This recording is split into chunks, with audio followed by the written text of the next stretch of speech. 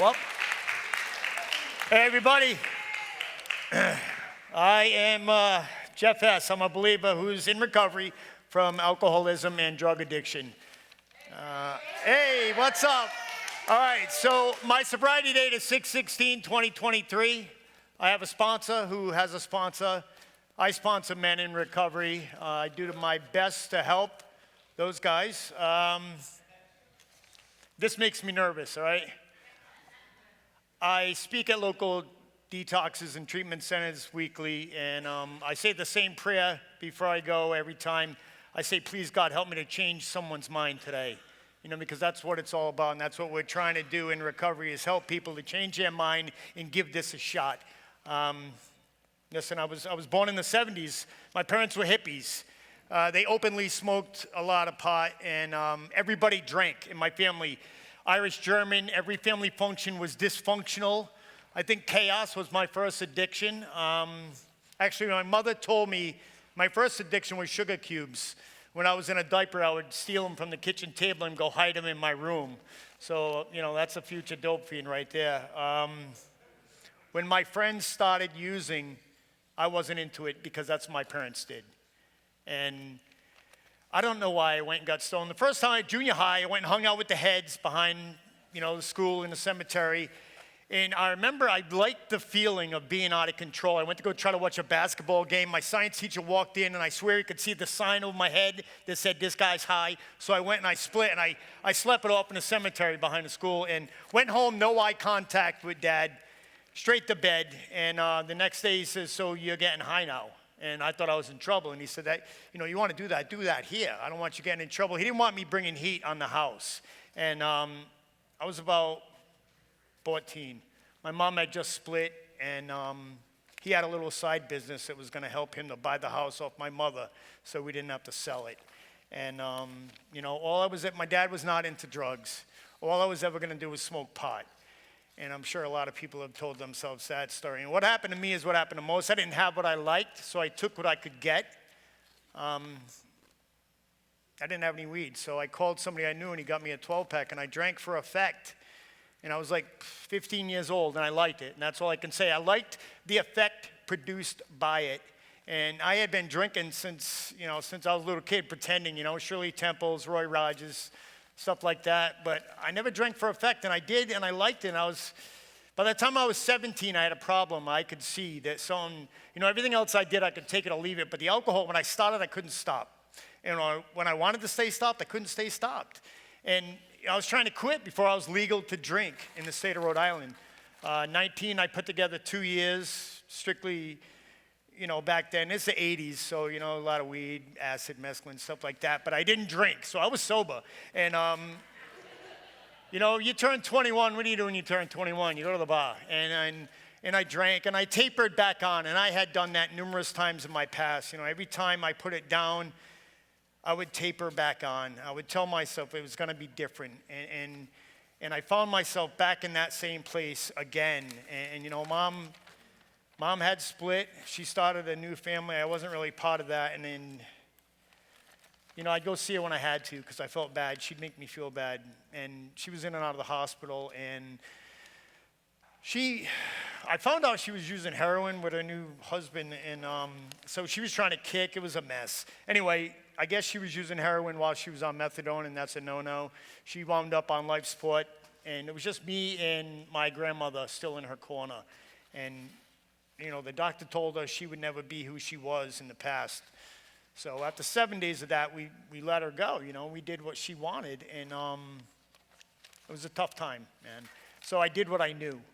My solution to any problem was go to the bar, and I drank a bottle of Bacardi. And I had a friend of me say, Jeff, you do coke? I was like, yeah, sure. Cocaine was like a special occasion drug. It was a limousine. It was New Year's. A concert. Let's get a little bit of cheese so we could stay up later and drink more and have more fun. Well, he showed me, we went to his house. He showed me how to cook. And, by this time in my life, I wasn't drinking and using drugs recreationally. I was using it as a tool to turn the volume down, to turn the noise down in my head.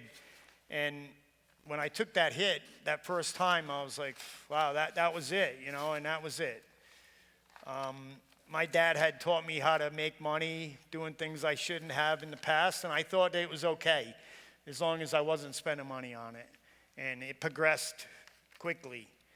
And, I met somebody who was going to try to fix me, I guess, and that didn't work out. And thank God I didn't bring that person down.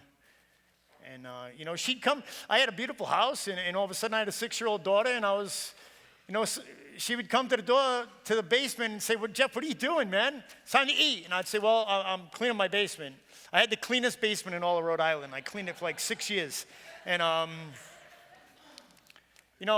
I used to make fun of my father because he used to have to drink in the morning.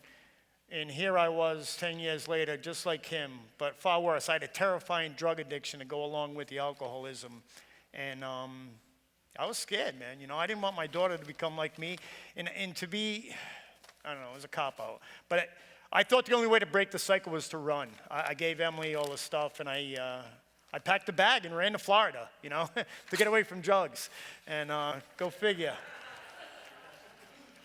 And, it worked for a little while, until you get to I'm the type of drug addict, you could drop me from an airplane anywhere in the country, I'll find what I like in a couple of days, period.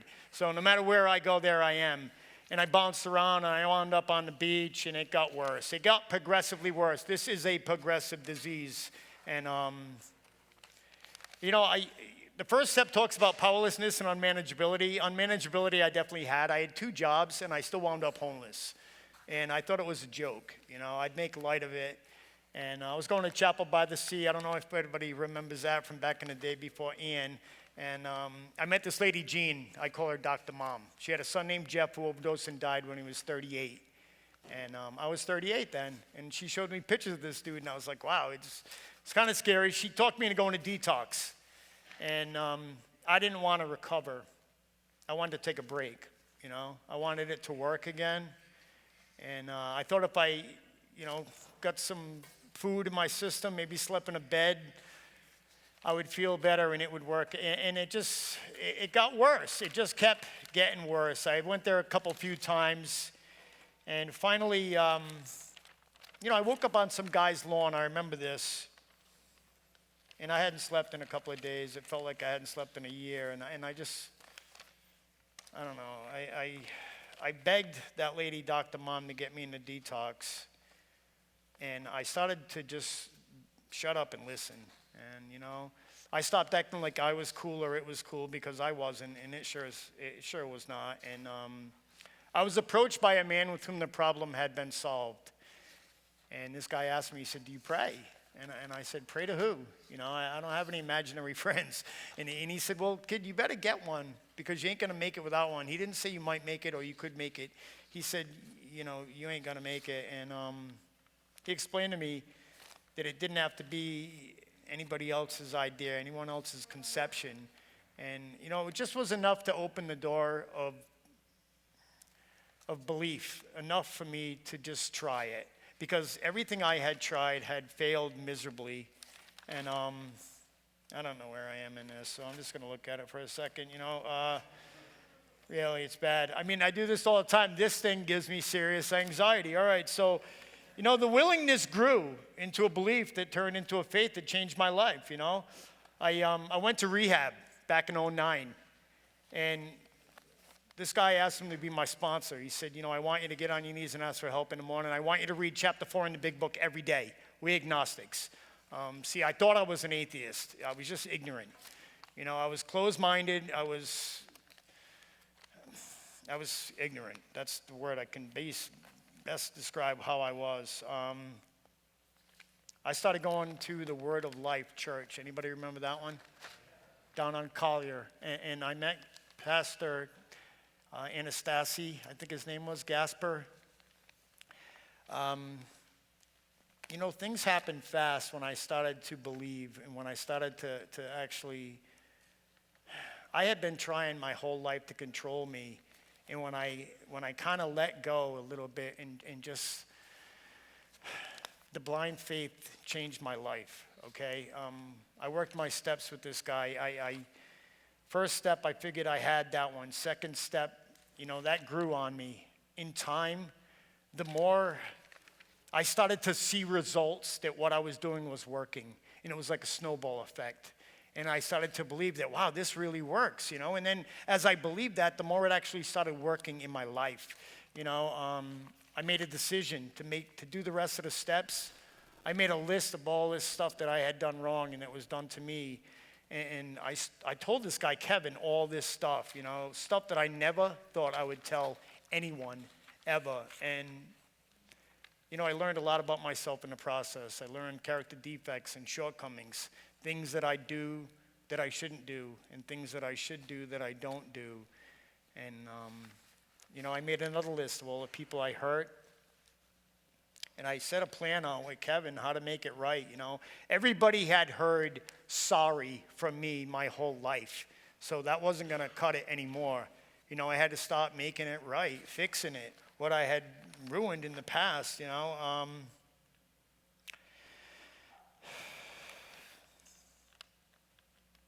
My parents, my employers, friends. I did this complete inventory of my life and shared it with my sponsor. I learned a lot about myself in the process. I started making amends best I could. I went up to Rhode Island and started trying to fix stuff. My grandmother was the one that always tried to fix me, and I know everybody has this one person. And I flew up there to try to make it right and show what I was doing with my life. And, when I rang the buzzer for her apartment and I ran up the stairs, I wouldn't even wait for the elevator. And I opened the door and it wasn't my grandmother, it was some other old lady. And I said, "Where's Leo?" And she said, "She died." And I didn't know. I was drunk on an island somewhere. And if it wasn't for the fact that I had worked these steps to the best of my ability and had a connection with a God of my understanding, I never would have made it through that because I was back in my hometown. I was a half a mile away from where I grew up on the bar stool in the bathroom that I was in daily, half of my existence. So I got really into it, and it was working and it was going good. And I'll tell you what happened without even looking at this. It got too good, and I lost the advice. Some old guy told me when I first started coming around, he said, "Kid, once you think you got it, you just lost it. And you won't even know that you lost it until it's too late." And I thought this was just some old guy talking crazy. And, but I learned firsthand what that meant because everything was good, and good is the enemy of great. So I got to watch out for that, It's just something that I keep in my mind now. Little things seem innocent enough, all right? And I really convinced myself, I was playing Let's Make a Deal in my head, I thought it was okay to do this as long as I didn't do that. And that was the hook right there. And I don't know if anybody knows what I'm talking about, but I'm telling you my experience. I really believed that I'd be okay as long as I didn't do that. And then this became something that turned into that. See, I can't safely drink alcohol at all. It doesn't matter what kind it is, because I will progress and I will burn it all down. And I've proven it to myself time and time again. So after some years of sobriety, I tapered on again, and then something bad happened. One of my guys died. He was one of my first guys, this kid Q. He came home and he dropped dirty. And then I said, "Listen, you can't be here if you can't pass the drug test." And he left, and his mother called the next day. I picked up the phone. I knew this kid was dead before I picked up the phone. And, it really, I already wasn't spiritually fit because I was already poking the disease, so to say. I was already opened up Pandora's box a little bit. And it just really, they had me speak at his memorial. And I remember thinking, I thought that I had killed this kid because I sent him away from the house, and I sent him away. And I know it wasn't my fault, but looking back, I mean, that's what, I'll tell you what, I left that memorial after speaking that day, and I went to a bar and I drank. And I didn't drink because I was having fun in Miami or surfing in Cocoa Beach or anything like that. I drank because I was mad, I was sad, I was upset. And I used the alcohol as a tool like I had in the past, and it changed something that day. Right? I worked my steps backwards after that day. And, I stopped helping other people. I stopped praying and meditating. I stopped calling myself out on my behavior. I stopped trying to make things right from my past. I stopped looking at my character defects and shortcomings. I stopped trying to make it right and help others.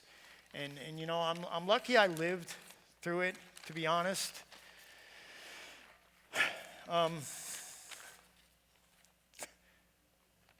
This is a lot harder than I thought, man. It's a lot easier at detox, I'll tell you that. Listen, I want to just say that I'm lucky that I made it back, all right? I managed well for years and struggled to hold on, again, like I had numerous years in the past. And, I got by. And that's what a lot of us do, we manage as best as possible. And, all those mug shots and all that stuff, it all happened again. I'd been through that so many times in the past. And after, it's crazy that this disease, I have a disease that has a disease that tells me I don't have a disease. And I got to watch out because, I have to stay vigilant because, it's cunning, baffling, and powerful. So after years of recovery, I actually fell for it again. And I'm lucky I didn't die, and I went to jail a bunch of times, and I went to the hospital, and I did all this stuff, and I almost died, and I crashed a bunch of cars, all this stuff. And thank God I woke up in Park Royal Hospital, and I made a phone call. I called somebody I didn't even like, and I asked for help. It was humbling, and it's what I needed. I had to ask, and that's what I needed. And, I kept going to detox. I kept seeing people I knew, and I would leave, and my pride and my ego would drive me out of that building, and it was going to kill me. And I made a really humbling call. I crawled up on a bunk bed at 52 years old and started over. I had a crashed up van. I didn't even know where it was. It took me a week to find it. And I'm not joking either. And I found it next to what was it? Jalapenos, yes. I found it over there. Anyway, I had a bunch of dirty laundry. I started over, and I got a new sponsor, and I got honest, and I went back over stuff that I thought I knew, all right? Today, everybody says it's different this time, and I'm not going to say that. What I do know is that I got to stay honest. If I want to stay sober, I have to stay honest. I'm blessed with some great people in my life. I have a support group second to none. And I'm honest with all those guys. I'm actually in a healthy relationship, which is like, a unicorn just walked by or something. I mean, Mario can relate to that. Anyway, I got the chance to make amends. I left my daughter when she was 6 years old, and I thank God that my beautiful wife, soon-to-be wife, she had a 4-year-old daughter, and it was almost like my chance to make it right. I was able to help that little girl to grow up.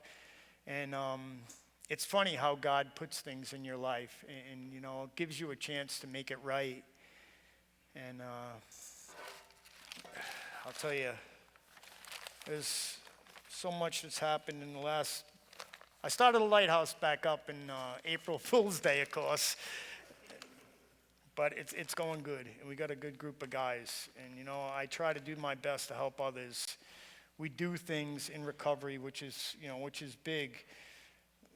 June 16th, 2023 is my new sobriety date. I haven't had a drink or an illicit drug since.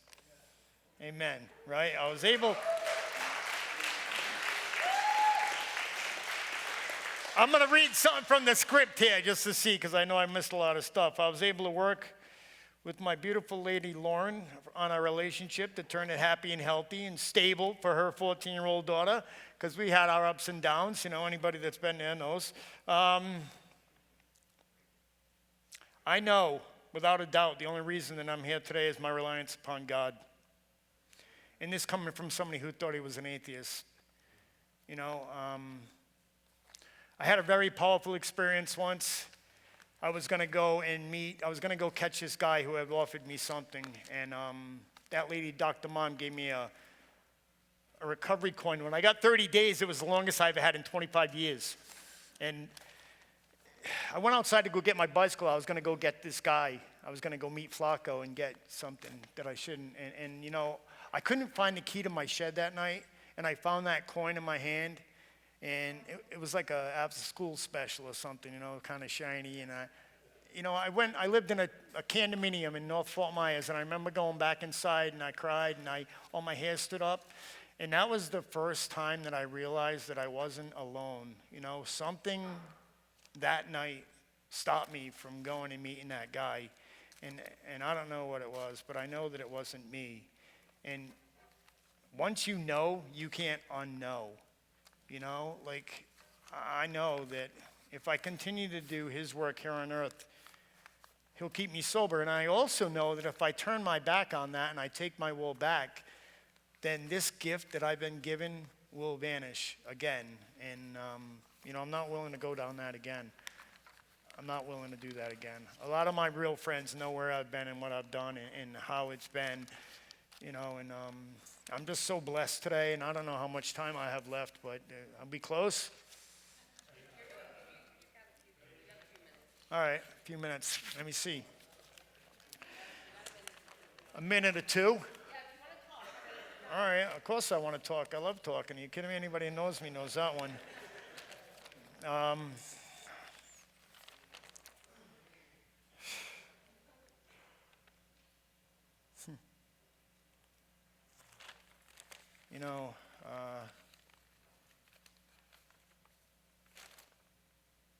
I do my best to help people in recovery, okay? I fall short sometimes, but I go out of my way to try to help others, and I truly believe that if I do his work here on earth, he'll keep me sober. And I might be a little naive about it, but it's working. And, last time I hung around, even when I wasn't sober, and it made me feel yucky, not good at all. And I don't really know what else to say about it, but I'm just lucky that I got the second chance. I was afraid when I came back that I wasn't, the obsession to drink was not going to be taken from me. Somebody told me that, once you have it and you lose it, it's hard to get it back. And I thank God that, he never gave up on me. I was so afraid. I think that's what I was most afraid of, why I didn't want to come back. I was out there for like almost 10 years because I was afraid I wasn't going to have that connection because, I need that to have my back to be able to stay sober. And I don't know. That's all I got, guys. Thank you.